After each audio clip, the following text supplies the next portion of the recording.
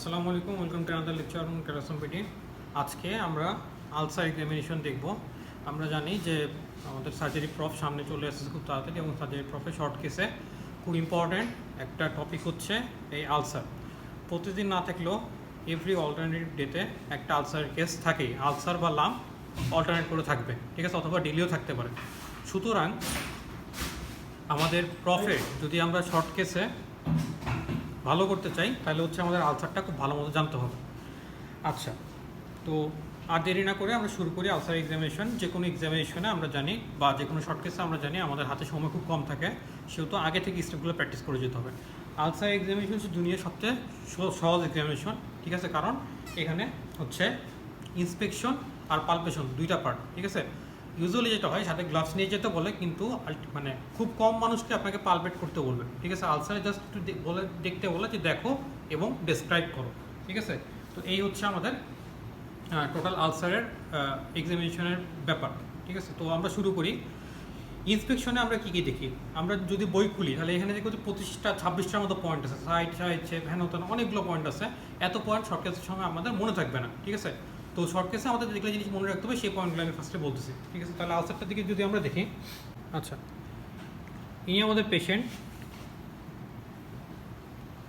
দেখা। পেশেন্ট হচ্ছে অলরেডি পজিশনে নিয়ে আসছি, ঠিক আছে। আমরা জানি যে কোনো এক্সামিনেশন শুরু করার আগে পেশেন্টের কাছে আমরা কী করবো, গ্রিটিংস দিব, পেশেন্টকে নিজে পরিচয় দিব, তারপর হচ্ছে তার কনসেন্ট নেব, তারপর যদি ফিমেল পেশেন্ট হয় তাহলে অ্যাটেন্ডেন্ট প্রেজেন্ট করবো, দেন হচ্ছে আমরা তার প্রাইভেসি নিশ্চিত করবো এবং পজিশন রেডি করবো, ঠিক আছে। তো এখানে সময় বাঁচানোর জন্য আমি সবগুলো অলরেডি করে ফেলছি। তো এখন আমরা ফার্স্টে দেখবো হচ্ছে আলসারটা কোথায় আছে। আলসারের সাইড আমরা দেখতে পাচ্ছি আলসারটা আছে পেশেন্টের lateral aspect of the left thigh, lateral aspect of the left thigh একটা আলসার আছে, এটা হচ্ছে সাইড। এটুকু বললে এনাফ, ঠিক আছে। এটা কিন্তু নি জয়েন্টের কাছাকাছি, নি জয়েন্ট ক্রস করে চলে গেছে, ঠিক আছে। এটা বলতে গেলে বলা যায়, সুন্দর হয়, কিন্তু কমপ্লিকেট করার কোনো দরকার নেই। আচ্ছা, দেন হচ্ছে সাইজ, আলসারটা কত বড়, কোথায় আছে, কত বড়, সাইজটা ইজিলি মেজার করতে পারি আমরা। আমরা যেটা করবো সেটা হচ্ছে নিজেদের যে ইন্ডেক্স ফিঙ্গার, এই ফিঙ্গারটা আমরা স্কেল দিয়ে মেপে নিব। তাহলে আপনি আপনার নিজের ইন্ডেক্স ফিঙ্গারের লেন্থ অনুযায়ী আলসারের সাইডটা মানে সাইজটা ইজিলি ডিটারমিন করতে পারেন। আপনার সাথে করে স্কেল নিয়ে ঘোরা লাগবে না। তাহলে আমার ইন্ডেক্স ফিঙ্গারের লেন্থ আমি জানি অ্যারাউন্ড 10 সেন্টিমিটার, তাহলে হচ্ছে 10, এদিকে এখানে হচ্ছে 10, অ্যারাউন্ড 20 সেন্টিমিটার, এটা হচ্ছে লেন্থ। আচ্ছা, এর ব্রেথ কত? ব্রেথ হচ্ছে অ্যারাউন্ড, এটা 3.54 সেন্টিমিটার ধরলাম, 4 সেন্টিমিটার। আর ডেপথটা চোখের আন্দাজে করা যায়, ঠিক আছে, কারণ ডেপ দেখতে গেলে তো পালপেট করতে হবে। চোখের আন্দাজে আমরা ধরলাম এটা হচ্ছে 1 সেন্টিমিটার হচ্ছে ডেপ, ঠিক আছে। তাহলে হচ্ছে 20 ইন্টু ব্রেথ হচ্ছে 4 ইন্টু 1, ঠিক আছে, 20 ইন্টু 4 ইন্টু 1। আচ্ছা, এরপরে আমরা এর মার্জিনটা দেখব। মার্জিন কোনটা?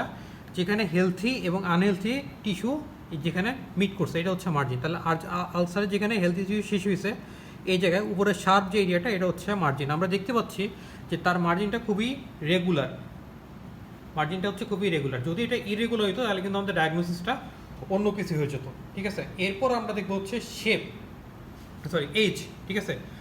এর এজ কোনটা, এজটা কেমন, ঠিক আছে। আমরা আলসারটা দেখতে পাচ্ছি, ঠিক আছে। যদি আমরা একটু দেখি, ঠিক আছে, এর এজটা একটু নিচের দিকে মানে প্যারালালি নেমে গেছে। আমরা জানি 5 রকম এজ আছে, ঠিক আছে।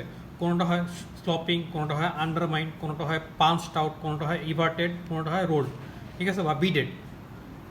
তো এখানে যে এজটা এখানে দেখে মনে হচ্ছে এটা একটু পাঞ্চড, ভিতরের দিকে সোজা নেমে গেছে, ঠিক আছে, কোনো স্লপিং নেই। যদি এটা হিলিং আলসার হতো তাহলে এটা স্লপিং, সুন্দর করে স্লপ করে ভিতরে ঢুকতো, কিন্তু এটা হচ্ছে পাঞ্চ, সোজাসুজি নিচে নামছে।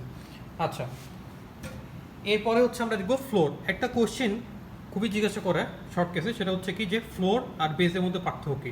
আমি যেটা চোখে দেখছি ইন্সপেকশনে, এটা হচ্ছে আমার আলসারের ফ্লোর। আর আলসার যে জিনিসটার উপরে আলসারটা রেস্ট করে আছে সেটা হচ্ছে বেস। আমি হচ্ছে ফ্লোর চোখে দেখবো, ইন্সপেক্ট করবো, আর বেসটা হচ্ছে আমাকে পালপেট করে দেখতে হবে, ঠিক আছে। পালপেট করে দেখতে হবে যে বেসটা আন্ডারলাইং টিস্যুর সাথে ফিক্সড কিনা, ঠিক আছে। আচ্ছা আচ্ছা, তো এই হচ্ছে আমার ফ্লোর আর হচ্ছে বেস এর পার্থক্য। লাস্টলি একটা জিনিস সবাই মিস করে দেয়, সেটা কি, সেটা হচ্ছে আলসার থেকে কোনো রকম ডিসচার্জ আসতেছে কিনা।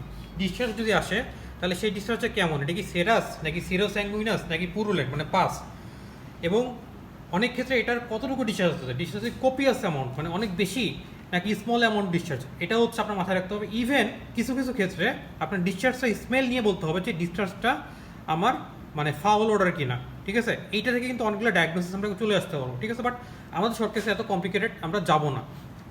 আমরা যখন ডিসক্রাইব করব তখন সিম্পলি আমরা কী কী ডিসক্রাইব করব, একটা হচ্ছে সাইড, দেন আমরা সাইজ, দেন মার্জিন, এজ, দেন ফ্লোর, এটা হচ্ছে ইন্সপেকশন। আর পালপেশনে হচ্ছে আমাদের এই মার্জিনটা পালপেট করতে হবে, দেন হচ্ছে বেসটা পালপেট করতে হবে, আলসারের বেসটা পালপেট করতে হবে। আচ্ছা, বেজের মধ্যে আমি পাচ্ছি মাসেল, ঠিক আছে। যদি ভিতরে বোন পাইতাম দ্যাট মিনস এটা অস্টিওমাইলাইটিস হওয়ার একটা চান্স ছিল, ওইটা তখন আমার ট্রিটমেন্ট প্ল্যানই চেঞ্জ হয়ে যেত, ঠিক আছে। এই একটা ব্যাপার। আরেকটা হচ্ছে আমার আলসার যদি ছোটো হয় এটা মুভেবল কিনা, অর্থাৎ আন্ডারলাইন টিস্যুকে এটা আন্ডারলাইন টিস্যুর সাথে এটা ফিক্সড হয়ে গেছে না, যদি ফিক্সড হয়ে যায় আর এই মার্জিন দেখে, ঠিক আছে, তখন আমি ডায়াগনোসিস করবো যে এটা ম্যালিগনেন্ট কিনা, ঠিক আছে।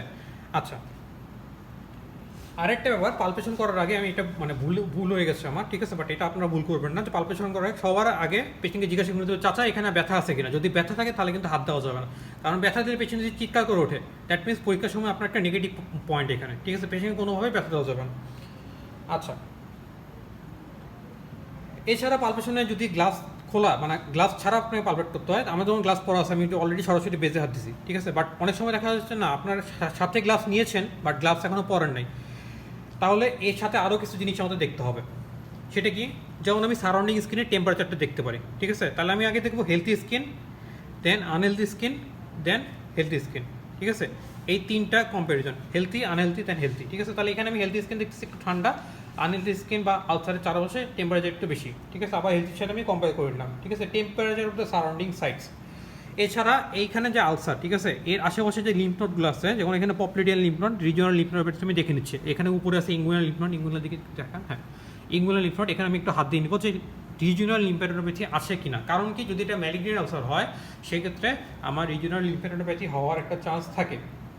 এছাড়া আমরা আরও কি দেখবো, আমরা দেখবো হচ্ছে পেরিফেরাল পালস, কারণ এটা পেরিফেরাল আর্টেরিয়াল ডিজিজ কিনা সেটা আমার এক্সক্লুড করতে হবে, ঠিক আছে। কারণ আলসারের টাইপ, এটা আর্টারি মানে কি ভেনাস আলসার নাকি এটা ট্রপিক আলসার, ঠিক আছে, ইত্যাদি হচ্ছে আমাদের ডিফারেন্সিয়েট করে দিতে হবে। সেই জন্য আমার পেরিফেরাল পালস থাকা খুবই জরুরি। এখানে আমরা কোন পালসটা দেখবো, এখানে পপলিডিয়াল পালস দেখবো। তারও নিচে আমরা দেখবো হচ্ছে যদি দেখি টিবিয়াল, আর তার সামনে হচ্ছে আর্টারিয়া ডরসালিস পেডিস, ঠিক আছে। আচ্ছা, এরপরে আরেকটা জিনিস সেটা হচ্ছে যে পেরিফেরাল সেন্সেশন দেখতে হবে আলসারের চারপাশে, এখানে তার সেন্সেশন ঠিক আছে কিনা। আমাদের পেশেন্টে আমরা হিস্ট্রি নিয়েছিলাম, পেশেন্ট ডায়াবেটিক, আনফর্চুনেটলি পেশেন্ট হচ্ছে আবার স্ট্রোকের পেশেন্ট, অর্থাৎ পেশেন্ট কথা বলতে পারে না, ঠিক আছে। কিন্তু যদি পেশেন্ট কথা বলতে পারে, পেশেন্ট যদি কনসিয়াস হয়, সেক্ষেত্রে আপনার অবশ্যই আশেপাশে যে সেন্সেশন সেটা দেখতে হবে। অ্যান্ড লাস্টলি আপনার হচ্ছে জয়েন্ট, এটা যেহেতু একটা জয়েন্টকে ইনভলভ করছে, ঠিক আছে, সেক্ষেত্রে আমার এই জয়েন্টটাকে মুভমেন্ট ঠিক আছে কিনা সেটাও দেখতে হবে, সেটাও ইম্পর্টেন্ট। আচ্ছা, যদি মুভমেন্ট রেস্ট্রিকশন থাকে সেক্ষেত্রে কিন্তু আমার জয়েন্টের ইনভলভমেন্ট আমার চিন্তা করতে হবে। সো আমি এতক্ষণ যে অনেকগুলো কথা বললাম এগুলো সামারাইজ করি, ঠিক আছে। আলসারে আমার দেখার মতো জিনিস হচ্ছে দুইটা, এক্সামিনেশন শুরুর আগে 5টা পয়েন্ট, কনসেন্ট, তারপর হচ্ছে অ্যাটেন্ডেন্ট, পজিশন অ্যান্ড গ্রিটিংস, এই জিনিসগুলো হচ্ছে আমার ওকে করে নিতে হবে, সাথে গ্লাভস রাখতে হবে। রাখার পরে হচ্ছে আমরা যখন দেখবো তখন ইন্সপেকশনে আমরা দেখবো হচ্ছে সাইজ, তারপরে হচ্ছে মার্জিন, দেন এজ, দেন ফ্লোর। আচ্ছা, যখন গ্লাস পরার আগে আমরা দেখবো হচ্ছে রিজিওনাল টেম্পারেচার, দেন রিজিওনাল লিম্ফ্যাডেনোপ্যাথি, দেন এখানে হচ্ছে ভাস্কুলারিটি, আশেপাশে যে ভাস্কুলার স্ট্রাকচার আছে অর্থাৎ পালসগুলো দেখবো আমরা। দেন লাস্টলি হচ্ছে এখানে নার্ভাস সিস্টেম এক্সামিনেশন, অর্থাৎ সেন্সেশনটা দেখবো আশেপাশে পেশেন্ট টের পায় কিনা। যেহেতু এটা জয়েন্টের উপর হয়েছে, যদি জয়েন্ট ইনভলভ থাকে আপনার আলসারের ক্ষেত্রে, সেক্ষেত্রে আপনি জয়েন্ট মুভমেন্টটা দেখে নেবেন। আমি কিছুই করতেছি না, কারণ এখানে পেশেন্ট আমরা জানি স্ট্রোকের পেশেন্ট, সেহেতু আমরা এটা করার সুযোগ নেই। আপনার পরীক্ষার হলেও যদি এরকম পেশেন্ট থাকে সেক্ষেত্রে আপনি এগুলো করতে যাবেন না, ঠিক আছে। বাট প্রোটোকলটা আমাদের জানা রাখা জরুরি, ঠিক আছে। তো এই হচ্ছে আলসার। আর আলসার থেকে কিছু ইম্পর্টেন্ট কোয়েশ্চিন আছে যেগুলো সবসময় করে, যেমন হচ্ছে হোয়াট ইজ আলসার, এটা তো খুবই ইম্পর্টেন্ট মানে একটা কোয়েশ্চেন। আমরা সবসময় যে রবিনসের ডেফিনেশনটা আছে সেটা বলার চেষ্টা করি, এটা বললে কেউ হচ্ছে মানে ফেলে দিবে না, রিফিউজ করবে না। তারপর বেলি ল্যাবে একটা আলাদা ডেফিনেশন দেওয়া আছে, এটা মাথায় রাখবেন যে রবিনস আর বেলি ল্যাবের ডেফিনেশনটা দুটো আলাদা। এখন আপনার স্যার যেটা শুনতে চায় সেটা বলতে হবে, ঠিক আছে। আচ্ছা, মার্জিন কোনটা, মার্জিন হচ্ছে নর্মাল অ্যান্ড এফেক্টেড টিস্যুর মাঝখানে যে স্কিনটা অলরেডি বলেছি। ফ্লোর কোনটা, যেটা চোখে দেখতে পাচ্ছি সেটা হচ্ছে ফ্লোর। বেস কোনটা, যে টিস্যুর উপর আলসারটা থাকে সেটা আমরা চোখে দেখতে পাচ্ছি না, এটা আমরা পালপেট করে দেখতে হবে যে আলসারের বেস কোনটা, ঠিক আছে। আচ্ছা, এরপর হচ্ছে আলসারের টাইপস অফ এজ আমি বলেছি স্লপিং, মানে যেটা হচ্ছে আপনার হিলিং আলসার সেটা স্লপিং হবে। পাঞ্চড আউট কোনটা, যেগুলো ট্রপিক আলসার বা ইস্কেমিক আলসার সেগুলো হচ্ছে পাঞ্চড আউট বেস হয়। আন্ডারমাইন কোনটা, যেগুলো টিবির আলসার হয় সেগুলো হচ্ছে আন্ডারমাইন, অর্থাৎ বেসটা ভিতরে ঢুকে এরকম ভিতরে চলে যায়, ঠিক আছে, এটা হচ্ছে আন্ডারমাইন। দেন ম্যালিগন্যান্ট আলসার আছে দুই রকম বেস থাকতে পারে, দুই রকম এজ থাকতে পারে। একটা হচ্ছে রোলড আউট, অর্থাৎ বেসাল সেল কার্সিনোমার বেসটা এরকম রোলড আউট বিডেড ছোটো ছোটো গুটির মতো থাকবে। আর লাস্টলি হচ্ছে ইভার্টেড, অর্থাৎ ভিতর থেকে ম্যালিগন্যান্ট টিস্যু বের হয়ে বেসটা উল্টে যাবে, মানে সরি মার্জিন যে এজটা উল্টে যাবে, এটা হচ্ছে ইভার্টেড। এটা স্কোয়ামাস সেল কার্সিনোমার মতো পাওয়া যায়। এটা ধরে আর কি আলসারের কজ ধরতে পারে, কমন কজ কী কী, কমন কজ হতে পারে আপনার পেরিফেরাল ভাস্কুলার ডিজিজ, অথবা ভেরিকোজ ভেইন, অথবা পেরিফেরাল আপনার নিউরোপ্যাথি, অথবা ম্যালিগনেন্সির মধ্যে squamous cell carcinoma, basal cell carcinoma etcetera. তারপর হচ্ছে টিউবারকুলোসিসের ক্ষেত্রে অনেক সময় টিউবারকুলোস আলসার নিয়ে আসে। আচ্ছা, নিউরোপ্যাথিক আলসারের এর কারণ কি? ডায়াবেটিস মেলাইটাস 1 নম্বর কজ বলতে হবে। ডায়াবেটিস মেলাইটাস হচ্ছে নিউরোপ্যাথিক আলসারের 1 নম্বর কজ। আচ্ছা আচ্ছা, আরেকটা কোশ্চেন করতে পারে যে নিউরোপ্যাথিক আলসার আর ভেনাস আলসার বা ইস্কেমিক আলসার কীভাবে ডিফারেন্সিয়েট করতে হবে। নিউরোপ্যাথিক আলসারে আমরা পেইন সেন্সেশন যদি দেখি তাহলে আমরা দেখবো যে নিউরোপ্যাথিক আলসারে অনেক বড় আলসার, কিন্তু এর আশেপাশে কোনো পেইন নেই। আচ্ছা, তো এইটুকুই, আলসার নিয়ে শর্ট কেসে বেশি পেঁচাবে না। আমি যতটুকু বললাম এটা আসলে এনাফ বলা হয় নাই, মোর দেন এনাফ বলা হয়ে গেছে, এত কিছু পেঁচাবে না। জাস্ট এখান থেকে সামারাইজ করে আপনি নিজের মতো একটা স্টাইল তৈরি করে নেবেন, কারণ মেডিকেল কলেজ অনুযায়ী আমাদের প্রেজেন্টেশন স্টাইল সাবজেক্ট কাছে অ্যাকসেপ্টেন্স এটা ভ্যারি করে। তো আশা করি সবাই এই জিনিসটা দেখবেন। এখন আমাদের মেডিকেল কলেজগুলো বন্ধ আনফর্চুনেটলি কোভিডের কারণে। সো এই ভিডিওগুলো নিজে দেখবেন এবং যারা ফ্রেন্ড আছে তাদের সাথে শেয়ার করবেন, যাতে করে আমাদের পড়াশোনাটা আমরা চালিয়ে যেতে পারি, ঠিক আছে। আর এতক্ষণ আমার কথা শোনার জন্য সবাইকে ধন্যবাদ।